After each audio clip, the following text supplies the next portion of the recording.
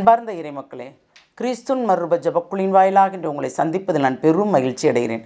மக்களே, சந்தோஷமாக இருக்கீங்களா? நிறைவாக இருக்கீங்களா? மகிழ்ச்சியாக இருக்கீங்களா? மன அமைதியாக இருக்கீங்களா? மக்களே, அவர் ஒவ்வொரு நாளும் நம்மளை உற்று நோக்குகிறார். என்ன தேவை என்றாலும் என்னிடம் கேள் என்று சொல்லுகிறார். எதற்கு நீ மகுவாட்டமாக இருக்கிறாய் என்று விசாரிக்கிறார்.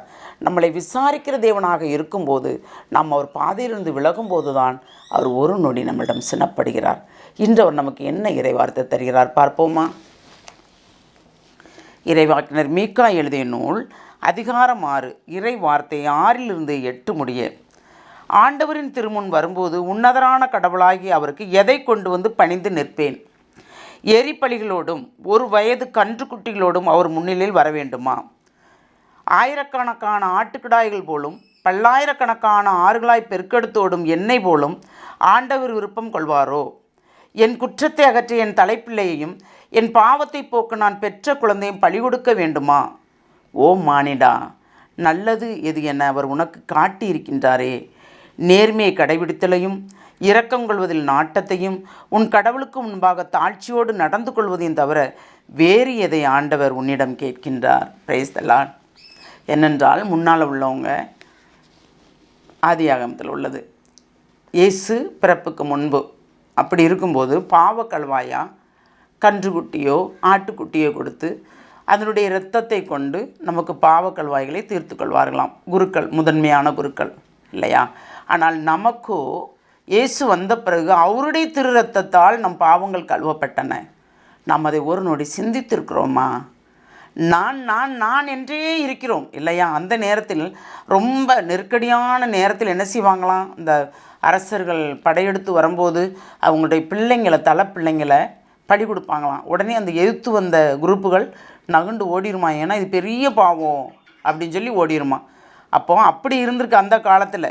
ஆனால் இப்போ அவர் என்ன சொல்கிறாரு? நான் ஒன்றுமே கேட்கல, உன்ட்ட எரிபலியோ மற்ற பலியோ எதுவுமே கேட்கல, உன்னுடைய நொறுங்கிய உள்ளத்தை மட்டுமே நான் கேட்கிறேன். பாவரிக்கு விடுகின்ற உள்ளத்தை மட்டுமே நான் கேட்கிறேன். அதை தர முடியுமா உனக்கு? கேட்குறாரு. அடுத்தவங்கள்ட்ட தாழ்ச்சியோடு நடந்து கொள்வதுக்கும் இரக்கங்கொள்வதிலும் நாட்டத்தையும் உன் கடவுளுக்கு முன்பாக தாழ்ச்சியோடு நடந்து கொள்வதையும் தவிர வேறு எதை ஆண்டவர் உன்னிடம் எதிர்பார்க்கிறார்?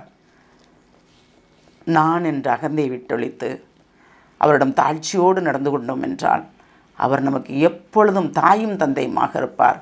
நல்ல முறையில் நம்மளை வழிநடத்துவார். ஒவ்வொரு நொடி பொழுதும் கண்ணுக்குள் வைத்து பாதுகாப்பார் இல்லையா? துன்பங்கள் உண்டு, துயரங்கள் உண்டு, வேதனைகள் உண்டு, வாதைகள் உண்டு. இறைமகனாக இயேசுவே எவ்வளவு துன்பம் அடைந்தார் இல்லையா?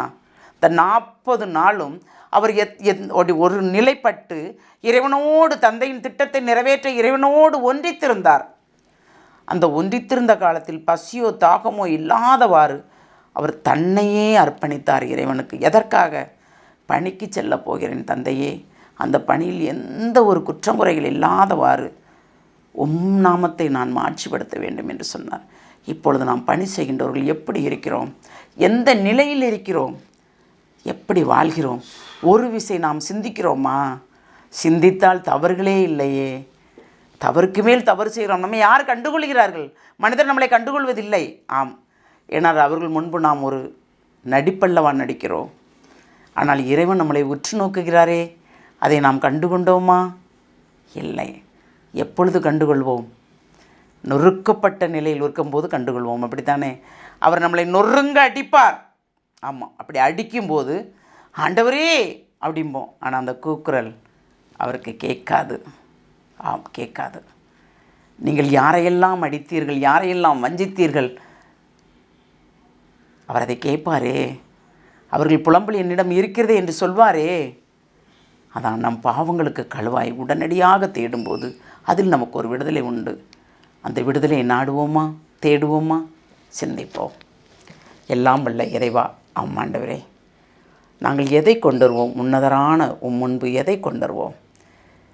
எங்கள் ஆன்மாவை, நொறுக்கப்பட்ட ஆன்மாவை கொண்டு வர வேண்டும். ஆமாண்டவரே, நாங்கள் இதை செய்தோம் அதை செய்தோம் என்று இல்லாமல் எங்கள் பாவங்கள் அனைத்தும் உங்களுடைய காடலில் கொட்டி அதிலிருந்து மீட்பு பெற வேண்டும் ஆண்டவரே. நாங்கள் ஆமாண்டவரே, எங்கள் பாவங்கள், எங்கள் குற்றங்கள், எங்கள் குறைகள், எங்கள் செயல்கள், எங்கள் எண்ணங்கள் எல்லாமே மொத்தமாக பாவத்தின் சம்பளமாக இருக்கிறது.